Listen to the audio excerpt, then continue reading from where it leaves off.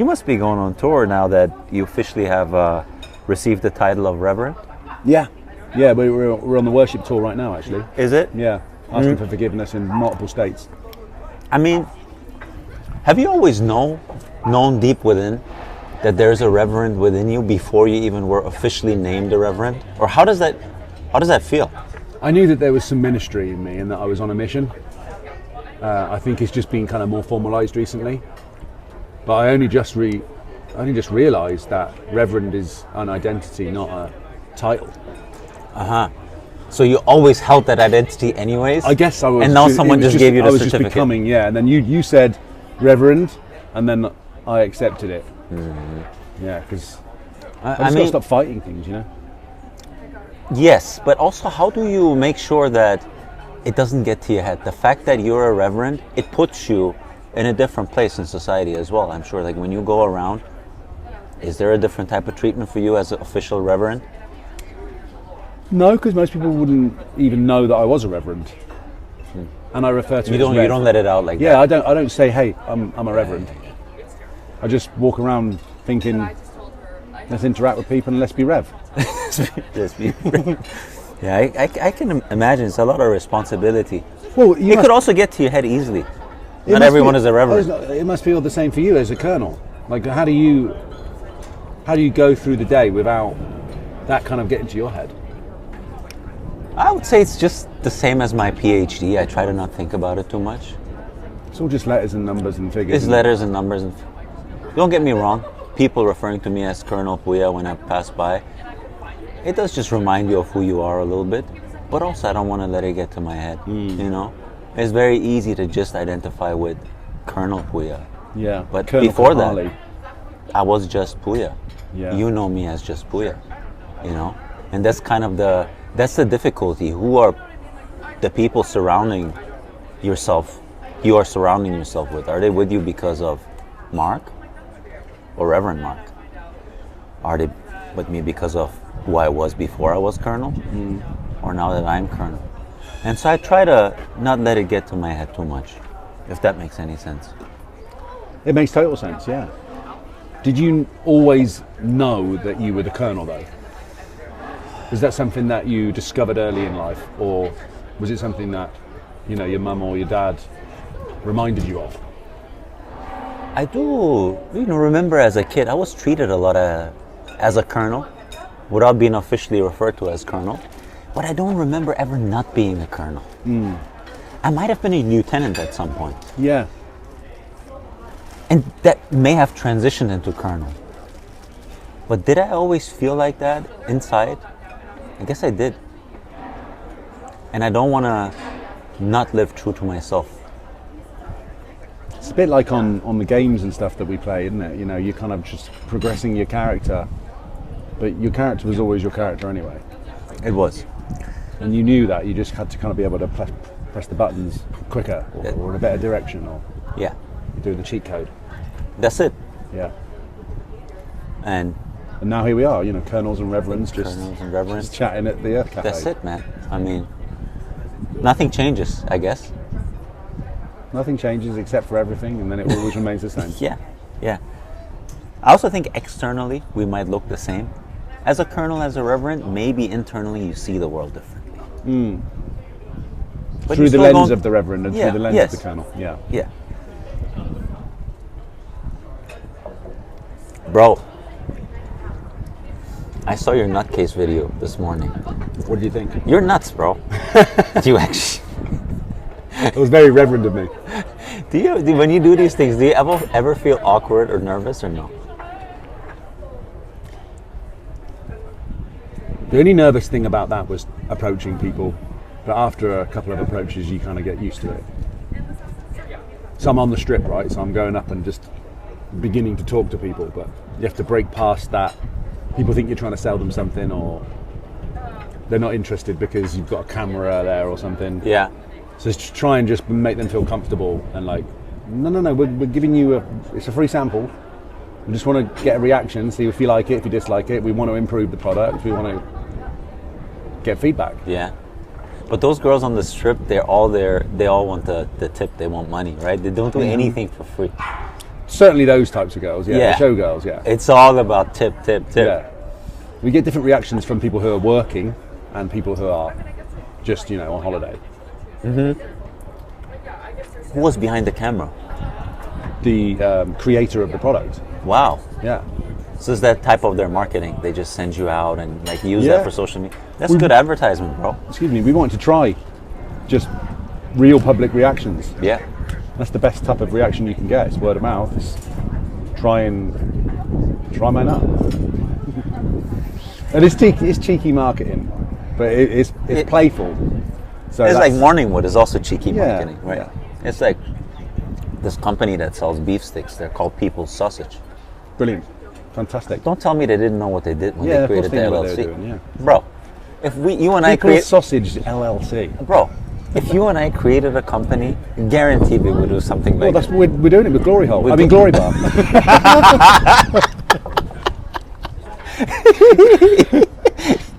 Glory jar. You cheeky jar. Cheeky British guy.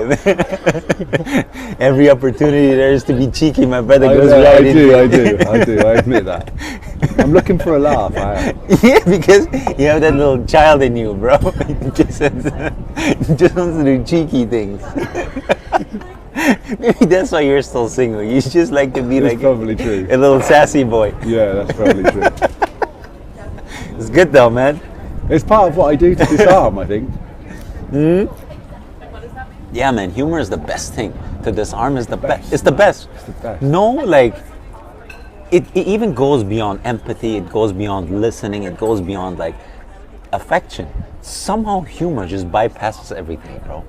Spiritual, non-spiritual person, intuitive person, rational person. Humor just goes right to it. It's so crazy. That's why I think out of all the kind of like the spiritual people online, if you listen to Sadhguru, he's actually a jokester, bro. Yeah, that's just so true. He jokes so much. Yeah. So he goes on all these podcasts, and some of those very rational people, and they try to kind of make sense of the world and what can I extract from this conversation? Can you give me any rules? And he's like just joking and joking and joking. His whole thing is, bro, is like misery comes from the fact that we all take ourselves too seriously. And that comes from someone who's very much on a spiritual path, or I don't know if he's enlightened. He never said that. I don't think any of the enlightened people say they're enlightened. You just are in a state of enlightenment if you are. But he just uses humor as a means of communication. Yeah, because it's so relaxing, isn't it, to have a laugh? I wonder if, certain people, when they get scared, they laugh. I have many experiences with specifically I guess, I'm not making this about women, but, you go on a roller coaster with a girl and she starts cracking up at the fact that she's so anxious but doesn't know what's about to happen, but then they start giggling. Yeah, man. And there's something about that, like even when I remember one of my exes would be the same. Any type of frightening situation, she'd start giggling. So something about it is a kind of nervous system reaction, I guess, to relax you. Probably. And nothing feels better than having a laugh. No, and that's very true. Nothing feels better. It's so healing, man. You leave that place or conversation and you instantly feel energized. Yeah. Yeah, it's crazy, bro. And it's shared experience as well. Yes. Having a laugh with someone else. And you've been in that situation before where you're just head over heels, like on the floor, holding your stomach, like can't stop laughing. Can't stop. And sometimes so it's so infectious sometimes that you don't remember what you're laughing about. You're looking at the other person, you're giggling with them, and you're like crying, but happy crying. It's the opposite of tensing up. Yeah. When you're angry and you tense up, laughing is kind of the opposite. I learned this from Jordan Peterson. He said, when he was doing bench press one time, and the guy who was spotting him was making him laugh. And he said he wasn't able to push it up. And he says, because when you laugh, actually your muscles are loosening up. You can't even tense up. And he was extracting from that, extrapolate that to if we would laugh more, what that would do in terms of wars and stuff on a societal level. Yeah. If we had laughed, we literally couldn't. You physically can't. Your physical responses as such as you loosen up. You can't even hold that tension if you wanted to. Yeah, laughing is a big one, bro. There's the lady I follow on Instagram, I sent her to my mom too. She's French and she does yoga de rire. It's laugh yoga. I would love to try that. Dude, she just uploads videos where she just starts laughing. And dude, you just start laughing with her when she does I it. made yoga videos with silly language in it because I wanted to do the same thing. I just realised that. Really? Yeah. I'll send you the girl. Send me that. I want to try it. Her name is Linda Haha Sister. So she just does these... Maharaji. Maharaji. So she does that. And dude, you just open up the app, like every few days she uploads some video. You can't help but laugh. It's a crazy thing. And then she has like Zoom calls with people where she just starts laughing. And the guy on the other end, he needs to laugh too. He's like, bro, what the hell? There's this guy, he's like, what the hell? I can't stop. And you watch it, you have to laugh too. It's like automatic. Yeah. You know? Sometimes when you listen to our voice messages, don't you start smiling because the guy's immediately, same even thing. in the tone of voice that you're using. Like I said, I can tell the mood that you're in, and then that's infectious too. Yeah. Because I can hear it in the way that you're saying, Reverend, triple shoots, but never defend. and I'm there just listening with this massive grin on my face. Yeah, Theo is good with those too. He puts good energy in those. He does. There's something exciting about making those messages as well. When you do the voice note and you're that enthusiastic with it. I know. You can't wait for them to hear it the other end. Yes. We think we're funny, and we are. Bro, only thing that matters is we laugh. Who cares if we're funny? Exactly. Bro, the funny thing is, when Theo does this, he told me once, he says, Annika is in the other room. Or she's doing laundry. And he just like sometimes stands on a couch and starts singing these songs. That's just her looking at her husband. She's like, what singing, have I done? What is he doing? Yeah. You know? It's a dynamite. Hits him with his leg. Top of his lungs. Yeah. It's so funny, bro. That's kind of all there is, though, man. It's kind of all there is, bro. The end goal for everything and every possession you have is to be able to do this freely. Yeah. It's kind of what it is. That'd be the way to go, wouldn't it? Died of laughter. No better way to die. Get a heart attack while they laugh. Ricky Gervais is amazing at that. He even makes jokes about funerals. He made it. He told. So at the end of one of his specials, he's telling a joke about how he told the pastor the wrong names of some of the people, so that when he was reading it out, he could be visibly like, oh, looking around at the other people there, like as if they got it wrong. But again, to kind of break that, because that's a hard time for people, you know. For sure. My mum and my dad just went to someone in our family just died, and they were at the funeral, and they called me, FaceTimed me from there, and I didn't want to make it about that situation. I just wanted to make them smile and forget it kind of in the moment. Not forget it, but you know what I mean? Like, they called me from the wake. And we're on FaceTime, and I'm just like, we're just talking about plans. August, Saturday, we're gonna go to Greece. Yeah, all right, quality. Let's book the flights. This, that, and the other. Oh, so good to see you. And then trying to make light of the situation again. Just if you want to be around those types of people, if you can take whatever, because there's always a way to look at some hardship that's going on in life. If you can just be like, it's all good. It's gonna work out. Let's think about this. Cool, look at that. You know, you can just take the pressure off a little bit. Yeah. It's so helpful. It's super helpful. I wanted to say it's the most helpful thing, and maybe it is, but I say that about a lot of things. So, yeah. But that's it's a method of providing some comfort for sure. Dude, like if you can, whatever hardship it is, take yourself less seriously, the humor almost comes up automatically. Mm-hmm. But it's hard for us to give up this idea of us as an individual self. That is all there is. It's the center of the universe. But once you shift that perspective, you are actually able to make the situation a little bit more loose, bro. But yeah, man, we take ourselves very, very seriously. I know. And Mate, the more intellectual. Go on. I wanted to say the more intellectual you are, I think the more you do, bro. Like Well, the intellect. it's proven, isn't it? And the more intellectual you are, the harder it is for you to change your mind. So you might be, stuck in the data to some degree. Yeah, you think you can figure it out. Yeah. There's nothing to figure out. There's nothing to figure out. No, so you better just have a giggle. Find the people you can have a giggle with. It's like this idea that one day we'll be sorted out and one day we'll be in paradise, and You it's will, all but here. you've got to die to get to that. Well, I think you just die right here, bro. That's what I mean by not taking your vessel too seriously. Kingdom of heaven is within you. Yeah. So It's die within- to the ego side of it. Exactly. It's a state of consciousness.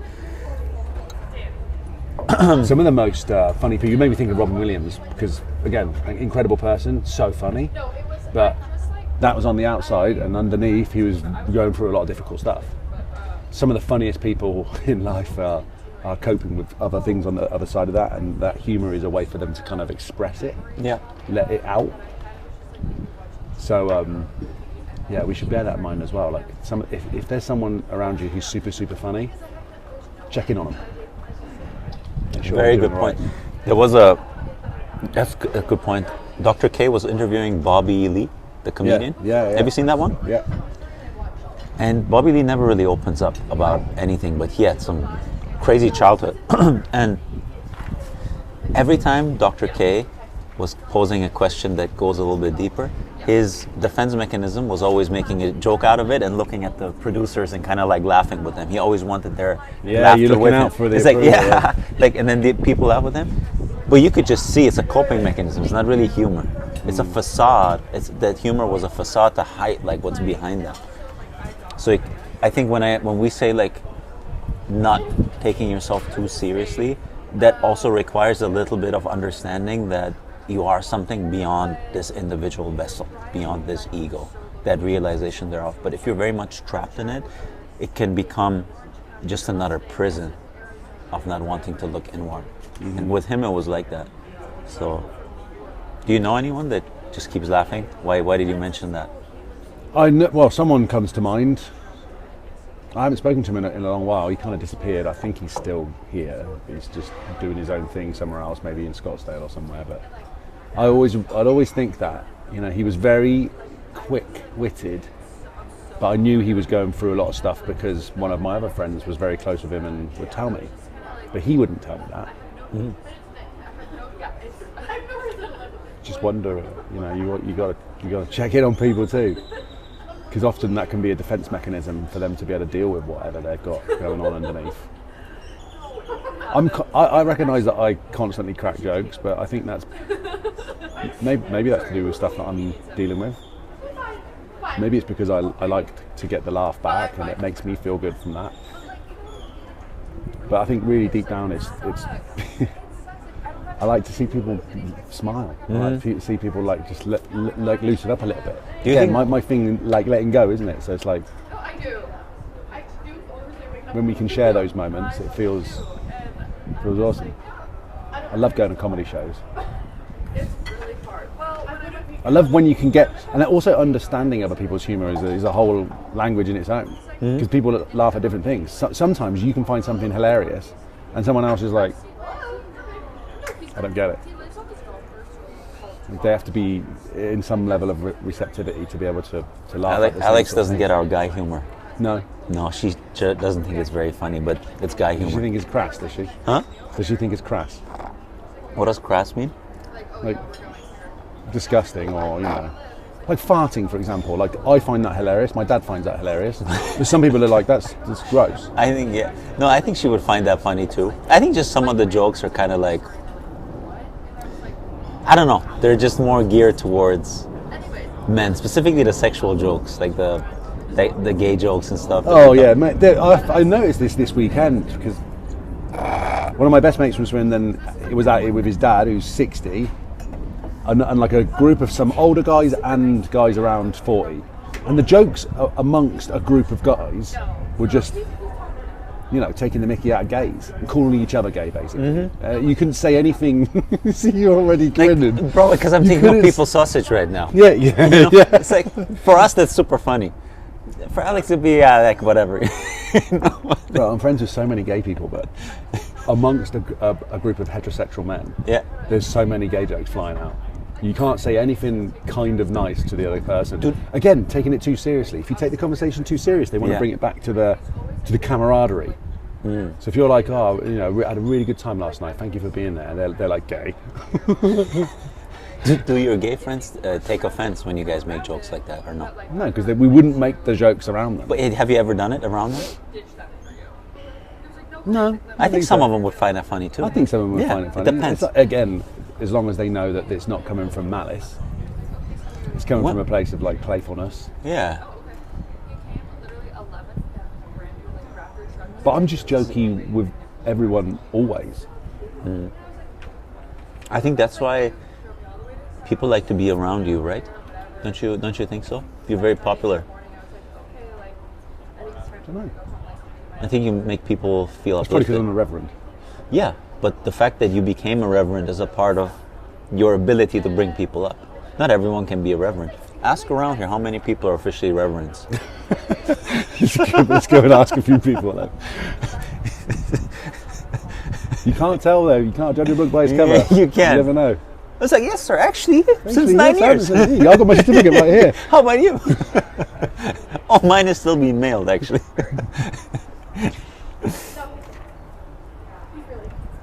Yeah, bro. I wonder if humour was one of the first things that kind of secured our friendship. I think we share a similar kind of European view of, especially living in another country, common shared experience. I think the first thing that connected us was my through balls to you, and you That's made very you true, scored. yeah. Without that, friendship would have Absolutely never slotted. slotting, bro. Yeah. That was the first part. And then the second thing is, yeah, definitely, dude. When you grow up in a small town in Europe, it's so different to being here. We're in such a big town. Mm-hmm. And then the culture also, the way we were brought up was like, here everything is so abundant and large. Everyone spends so much. Everyone just sees so much opportunity. Mm-hmm. At least where I'm from, and I think also Swindon is probably like that, is people don't view the world like that. People view the world as, you know, put your head down and roll your sleeves up and don't live beyond your budget and don't try crazy things because, you know, let's make sure we're safe. We kind of come from the same background. And now we're here drinking our lattes in Vegas and talking about humor. Yeah, ridiculous. Mad. Ridiculous. Yeah. Still maintaining that country boy roots though. I feel like I've been leaning into that a bit more recently. Yeah? Yeah. just Yeah, I have to see the tag of your Boise's from Swindon all the time. Yeah, just have to I keep reminding myself of that because it's very easy. I thought this actually the other weekend just gone in fact. Finished DJing, come off. There's a lot of interactions straight after a DJ set, and it's a lot different to a day to day. You know, there's a lot of people that are like, yo, like people looking out for you, do the high five, this, that, and the other. But that's a very small snapshot of my life. But it's very easy to get taken on a ride with that. I have been before. It's the reverend thing. Yeah. Don't let it get to your head. I have though. Yeah. I just freely admit it.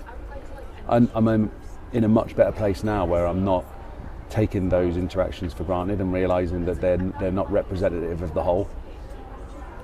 How do you do that? Practicing gratitude, probably. Just being more thankful of like the opportunity that I'm in. I heard a really interesting one the other day from Mace, that rapper that I mentioned that I'm kind of talking to a little bit. Mace? Mace. The famous rapper? Yeah. You talking to him? Yeah. How? Oh, because of the track? He lives in Veer. That's funny. Yeah. Well, he's got a place there. Wasn't there a song by Maze, If You Want Me? Maze and another group? That was one of my childhood tracks. Probably, yeah. Bro, that would be crazy if that's him. Yeah. Well, I'm sure. How come I missed that? You texted us that, or how? Yeah, I'm pretty sure I texted you. Maybe I texted you it. He's incredible, man. Like I listen back to his stuff now, and I hear it in a different. I hear it in a different pain. But he's a pastor now, and he has a church in Atlanta. And I listened to one of his speeches the other day, and he was saying, you know, he's on God's plan, like he's given everything to God, and and then he just acts that way. So like wherever he is on a stage, that's where he's stationed, but everything's decided by God.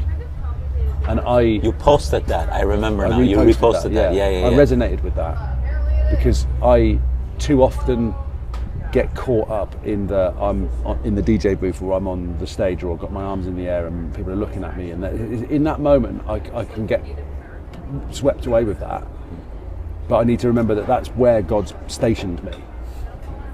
That's a good way to reverend it. And then not get too excited by it, because again, like you're in a position of power, but that's being gifted to you by God.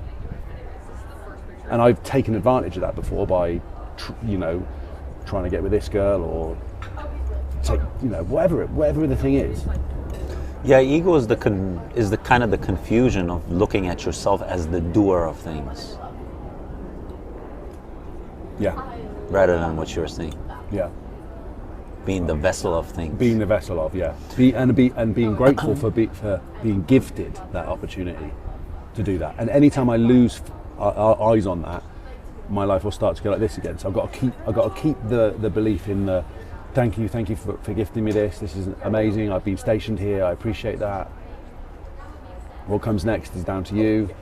Mm-hmm. Instead of trying to constantly be like, yeah, I stroke my ego. I did this. I did that. No, fucking nothing, man. Nothing. Like goes back to the same thing I mentioned last week about the generosity of giving things. All of that. Everything that I've managed to do and will do is through the gift that I've been given from God. So I have to carry on allowing, accepting, opening and giving back. And then things will continue to open up and flourish. Yeah, I agree with that.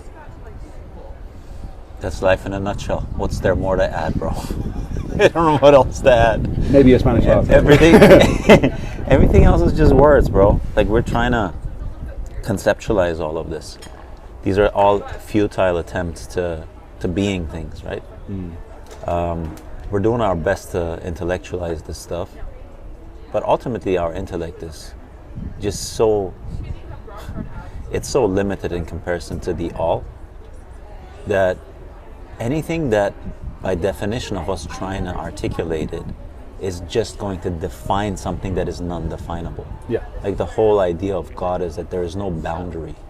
It's not a definition. Mm-hmm. So by any time we use a word or a concept, we just put a frame, a form around something that is formless, shapeless, eternal, omnipotent, omnipresent, omniscient.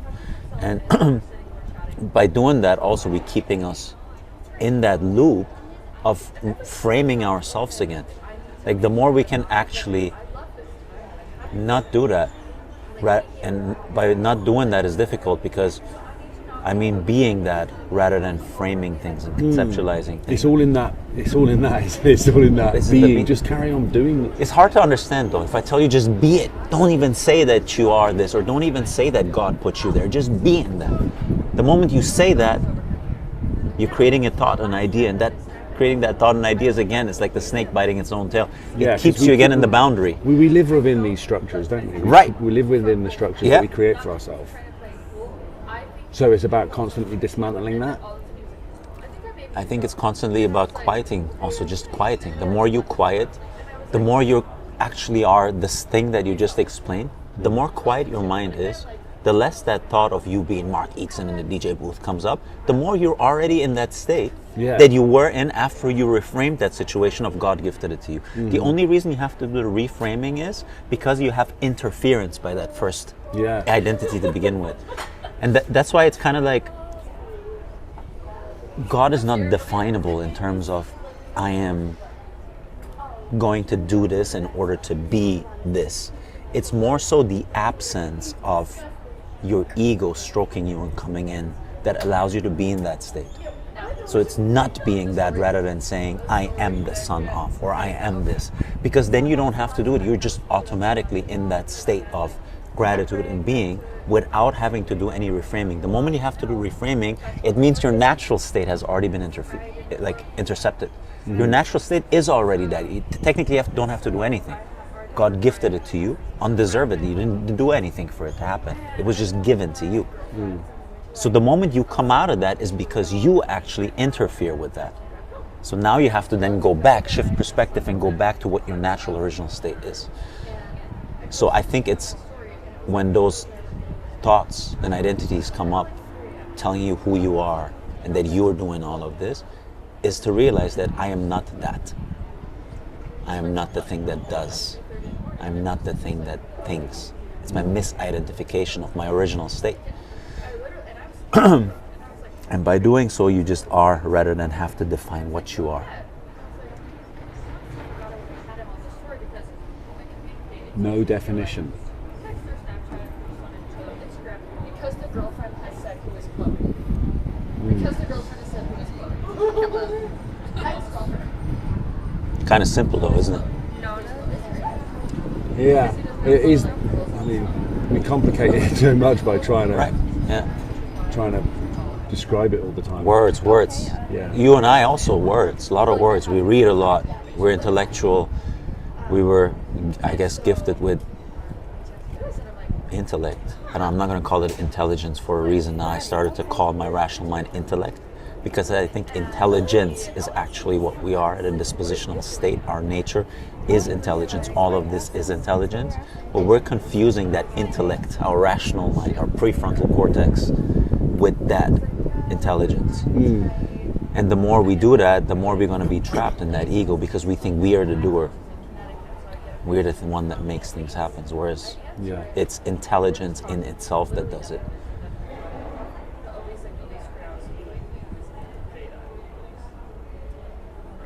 Yeah.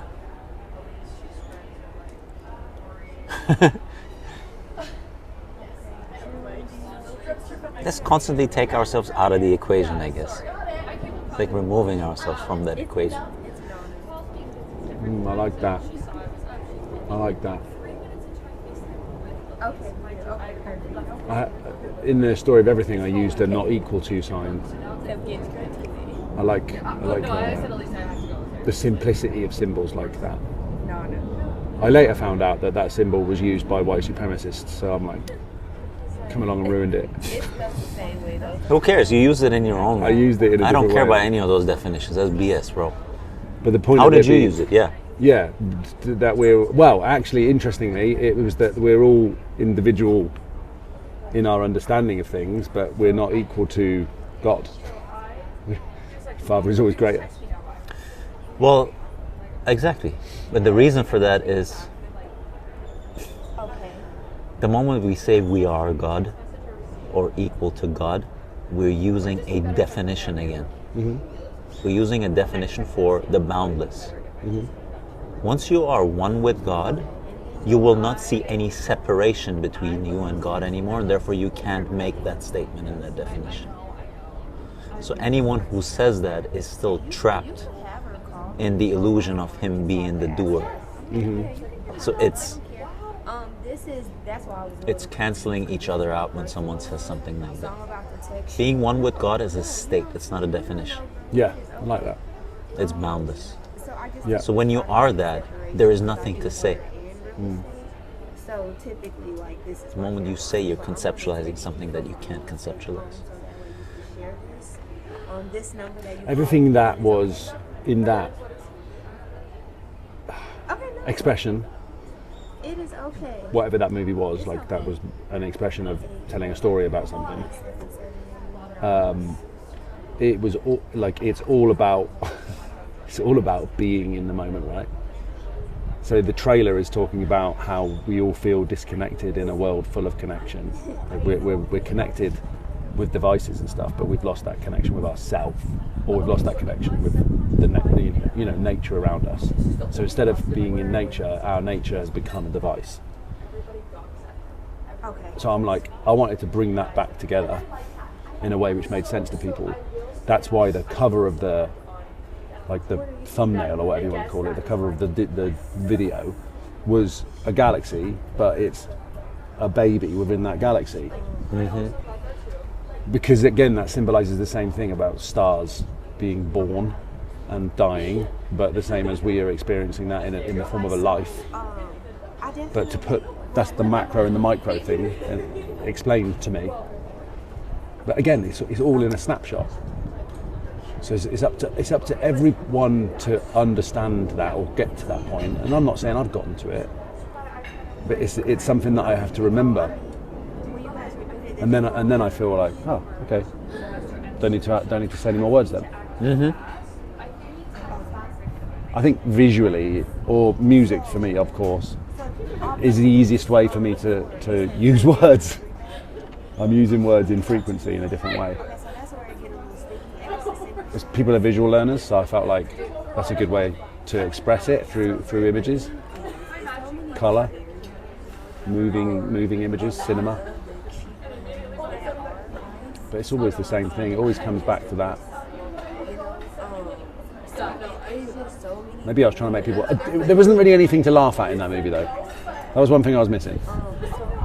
I could have added a bit more humour. That is It was true. a very serious movie. It was exceptional. Thank you. But I needed to add some humour now. I guess the humour was me introducing it. You were DJing it, so that's Yeah. kind of funny. With your Amiri jacket there. I will remember that Yeah, picture. I should have put That's something. on your back, I should have Amiri. had something else on the back, like Right. connection or something. I don't know, because That was a dope jacket, bro. it was I a dope thought it was jacket. great, man. Yeah, fair enough. That was I great. just mean to tie it all in together with what's on the screen. Instead, I'm wearing like some other geezer's name on my back. I don't know, Might as bro. well have done it in a Kane jersey. In a what? In a yeah. I don't know, man. It's like, can you just accept the fact that things just are, bro? It just is, bro. It just is. Like your performance there, your Amiri jacket, Oh yeah, you're no human. forget that. Yeah. No, but forget all of it. That's what I'm saying. Like every situation, that we can look at that situation in hindsight and say we could have done this, humor, this, that. Ultimately, things are, right? Mm-hmm. If you say that there's God unfolding himself through you, then who are you to do anything, really? Mm-hmm. Right? Like it's taking yourself out of that, thinking that you can make things better. Yeah. Yeah. And it doesn't mean that you don't put love and planning into any of that. It just means that you're not doing that, attaching too much importance to it. And by attaching too much importance, ultimately attaching too much doubt to it too. Because to whatever you place importance, ultimately, there's going to be doubt involved in it too. Because importance is always outcome based. And outcomes can always be shifted towards better or worse. Yeah. I put this into a song as well. This is coming out on the weekend. Every Day Today. Because again, in this particular song, we asked the child. I had a dad say, "What would you do to make the world different and better?" And her response was strikingly simple. She was like, "I would just want people to see how amazing it already is." Wow. That's profound, and also the most simple answer. Hey, it already is. You forgot. Why are you in that space? It's so gorgeous. Who said that? This 9-year-old girl. That's a phenomenal thing to Phenomenal say. answer. 9-year-old. So she's saying just, you're not looking at it. Yeah, she's like, you're not looking at it. You're looking over there.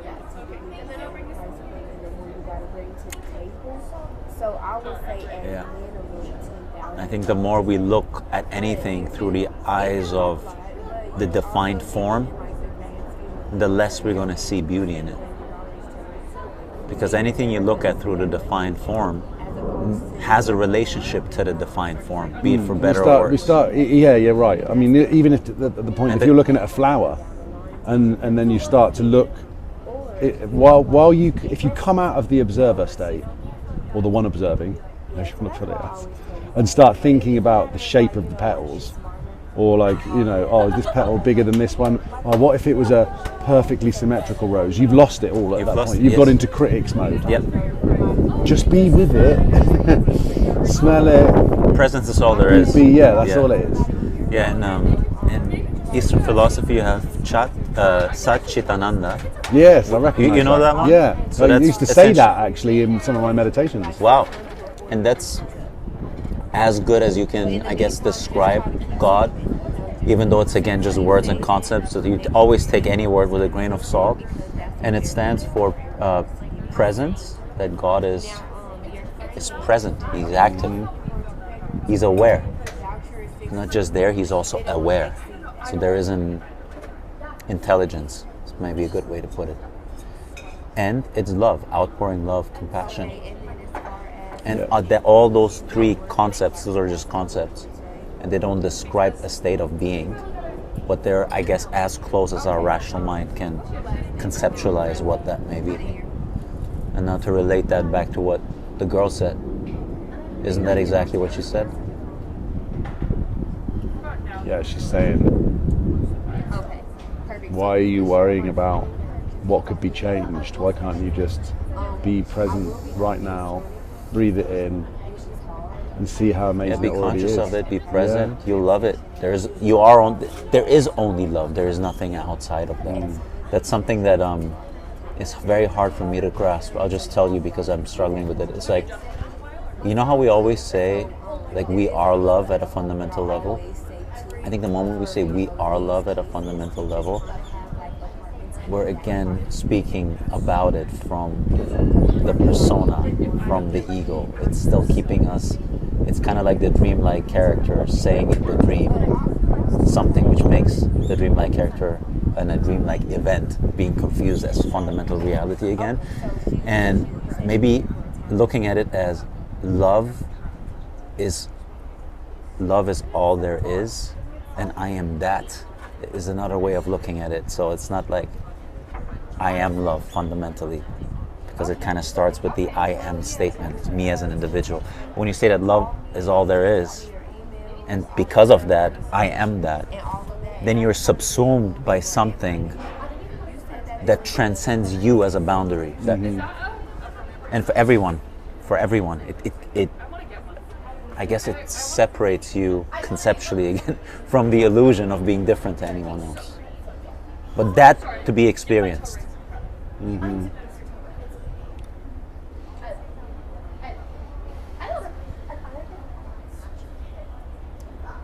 So they can call me. They can call me just so we can get things set up. But as far as like, Yeah, love doesn't have any boundaries, does it? It's just constantly giving and offering and looking after. Another thing like this has happened on the weekend as well. My friend's dad said to me, he was having a great time. We were like looking over at him. This is his 60th. Looking over at him, he's just there, kind of like, just in awe of what's going on around him. And we're all loving that moment. We were loving just watching the fact that he was in a great place. He was having a great time. So we were all like, job done. That's the only intent for the weekend. And he said to me, you know, he took his hat off. Like it's a very British thing. He's got his Peaky Blinder on, but he took it off to tell me this. And he was like, you know, Mark, this, that, and the other. I just want to say thank you for like really looking after me this weekend. And I'm like, what are you talking about? You look after me I don't know anything else other than the fact that every time I've been with him, he's looked after me. That natural fatherly instinct. I only ever see him at Christmas time. I go over to Charlie's dad's house, and he cooks and he provides he's just around, pottering around. He's playing cards with us, and all he does is make sure that we're taken care of. That's his primary function. So it didn't make sense. It almost didn't make sense to me that he was saying that to me. I'm like, the least I could do. You always look after me, and I said that. I said that's what you do. You've always looked after me. I have no other response, but I have to do that for you. Beautiful reciprocation. And he said, I will always look after you. And I nearly cried on the fucking spot, mate. It was just such a pure moment. Gay. I'll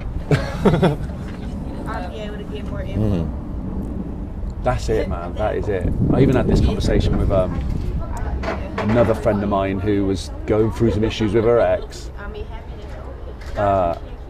And you know, like what happens with exes that you're concerned about. Like she thinks that she should be back with him, but is it past that? And I'm like, we're talking about love. And I said, I think real love, like you'd know, real love isn't going to expect him to love you back. You're gonna love him regardless. But if there's a stipulation in place as to, well, it's got to be on my terms though. It's got to be this way or that way. He's got to be able to do this or that. And I said, you know, at that point you're distancing yourself. You're creating the checklist that has to be met. I think you might be past it if you're doing that. And she was like, no, you know, she's arguing, but yeah, they can do just conditional love. I'm like, I argue that's not love. Well, that's not the truest representation of it. Because if you have to be prepared to work through those things. Then, if you're going to be able to meet each other at the middle, you have to understand that you both come from that place, and any hurt that you have, Yeah. is because you've got unresolved things within you that you're healing through. Yeah. So like let each other into those parts and heal together, or maybe you're not at the right places for each other. What do you think about that? I think about that in terms of non-duality, where love and fear are one. And we confuse love and fear a lot of times. So if her stipulation for giving someone love are these conditions to be met, the question is why? And that I think the answer to that is because if those aren't met, then I'm not willing to give my best version and my ultimate unconditional love to that person. But you're rejecting your own statement, because you can't give unconditional love based on conditions. Yeah. And ultimately that's fear-based. Like, I'm not going to open myself up unless the checklist is fulfilled. And she thinks that's love, but ultimately that's operating from fear. But the fear that she's operating on is love for self. She likes to preserve herself and to protect herself. So that's love for self. Yeah. That's what love and fear are one. It's two sides to the same thing. Yeah. Yeah. I said to her, it's like you're both wounded animals and you're kind of you're almost scared to be loved, like a broken heart kind of thing. You want to protect that because you don't want it to get to that point again where you're lashing out at each other. Yeah. But you're either going to be prepared to go in there with an open wound and tend to each other, or you're going to be holding on to it the whole time, waiting for it to reopen. Yeah. That love for self-preservation manifests itself as the fear of extinction.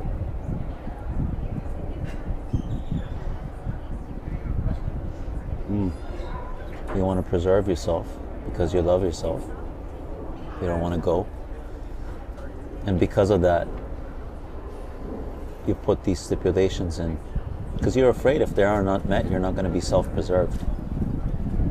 It's all connected, bro. Like, I'm so self-preserved right now, I'm basically kimchi. I'm fermented and pickled on a shelf somewhere. can I have a bite, bro?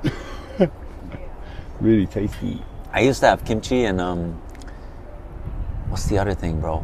I used to get there's another fermented food. Anyways, I used to get that kimchi from Sprouts. Not kimchi, sauerkraut. Sauerkraut, of course, mate. Yeah. Sauerkraut. Isn't that the same thing? It's a pickled cabbage, isn't it? Fermented cabbage. Sauerkraut. But it tastes very different, though. I don't know if it's the same. Goes great with sausage, doesn't it? Oh, sauerkraut and sausage, bro. Oof. Don't eat much more than that. Yeah, that's it. That's the real health food. Reverend. Doesn't need to defend, because he's the Reverend. Of course, why would the Reverend defend? Of course, why would the Rev be defended? That doesn't make any sense, does Send it? him up front. Send him up front. Send him up front. Jesus Christ up front. Striker. He's not missing, is he? He's not missing, bro. He's never getting injured. Who needs to defend when all you do is score, bro? Reminds me of Barcelona's high line. They concede 6 and score 8. Yeah, that's all good, isn't it? That's what a Reverend does. That's what the Reverend does. When you do the math, you'll see that. All right, bro. Bro, appreciate you. Love you, mate. Love you too. Today you're wearing the stone of 1,000 secrets on your neck. Yeah, this one here? Yeah. Citrine. Citrine. Forgotten what it does. There's something about protection, probably. But It looks nice. the girls that are into like the the girls that stone are into stuff, crystals, that's the one. That's it. Reverend. It's a good icebreaker. Yeah. Oh my God, you're wearing a citron? Oh my God, are you into crystals? Me too. Wow. Tell me more. All right, bro. Cheers, mein Bruder. Mein Bruder. Mein Bruder. Nice one.